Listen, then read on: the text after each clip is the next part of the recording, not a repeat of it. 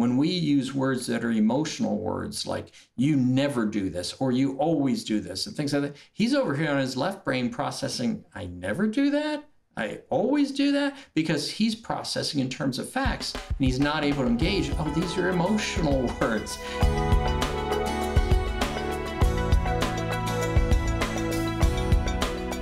One of the other free download books that you have is called Let Boys Be Boys. And in this download, it's 3 winning strategies for leaders of boys. And I think this is fantastic because it's kind of across the board, whether you are a trail life leader or a parent or a Sunday school teacher or wherever you sit in the world of boys, here are some strategies for how to lead them. So can you walk us through those? Yeah, I would love to. I wrote this book for our trail life leaders, for the troop leaders, to help them engage with boys and understand how boys and girls are different.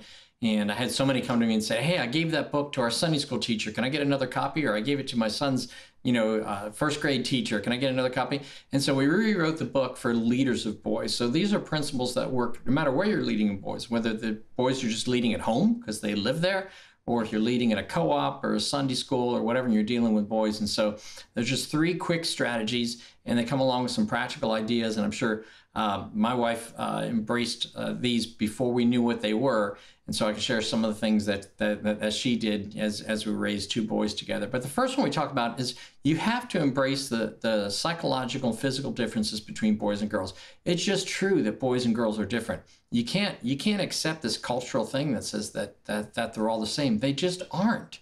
They're different. They're in the womb, they behave differently. Boys and girls are different. And developmentally, biologically, sociologically, so many ways. Boys develop more slowly than girls, both emotionally and intellectually. We know that. I mean, anyone who has a son and a daughter, you know that for the most part, boys don't catch on as early. At some point, they overtake girls in terms of their intellectual as they get up near the middle school and high school ages. But by then, usually it's too late because they've already decided that they're not academically strong and they've found some other way to stand out. Sometimes it's good and sometimes it's bad. But we have to embrace the differences. Boys' eyes are built differently than girls. Boys have more rods and cones in their eyes, which means that they can see things at a distance and in motion a lot more easier. They're drawn to things in a distance and in motion. Well, what does that look like in a classroom? Well, squirrel. I mean, it looks like he's always distracted. And so we said, well, he's distracted. He's not distracted. He's a boy. His eyes are built for that way. God designed it that way because somebody had to watch the perimeter and make sure something wasn't going to come eat them.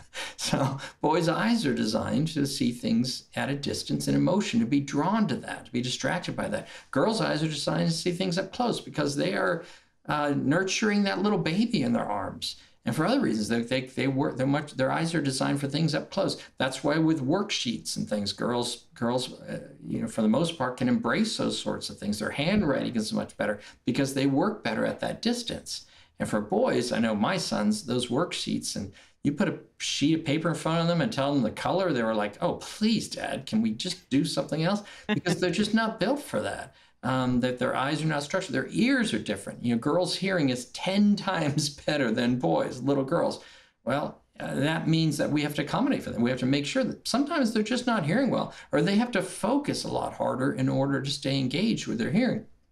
So we have to be aware of that. The brains are different. When testosterone floods that boy in the womb, it breaks a lot of the connections between his left and right brain. It no longer has that back and forth. Girls maintain that, which is why in a learning system, girls they have different hooks to hang facts on. They have both emotional and factual kind of things that they can connect with learning a lot easier. So how do we account for those things? Well, with the eyes, we got to teach boys with object illustrations at different parts in the room, not everything in the same place. And we have to give them a lot more going on. They can handle a lot more going on. Watch them play their video games. How many things they have going on the screen at the same time? Multiple things. Watch the sports program. You got the score and the yards and the stats and all these things.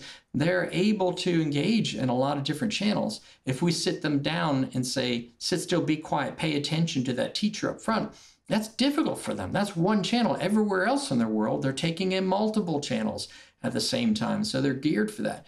So we think that they can't pay attention. Well, they can. They're just paying attention to a lot of different things. So we have to engage their eyes at different different levels, different places in the room. If we're using object illustrations, have things up close, mid, and far away, so that they're visually drawn into it. We have to speak louder and more clearly, because hearing, they're trying to tune in, they're wanting to tune in, but they've got all this other stuff going on.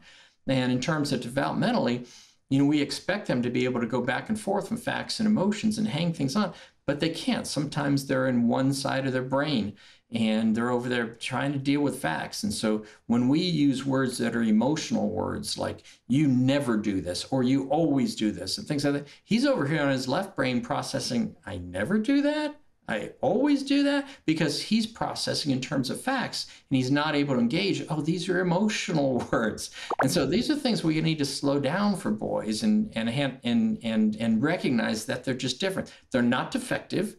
They're not some sort of defective girl. They're a boy, and they have different ways of learning and different ways of engaging with their environment. So that's the first thing. We have to recognize these differences. Homeschool Insights is sponsored by CTC Math. If you're looking for a great online math program, visit ctcmath.com and try it for free. For more great homeschool inspiration and resources, listen to the Schoolhouse Rocked podcast every Monday, Wednesday, and Thursday.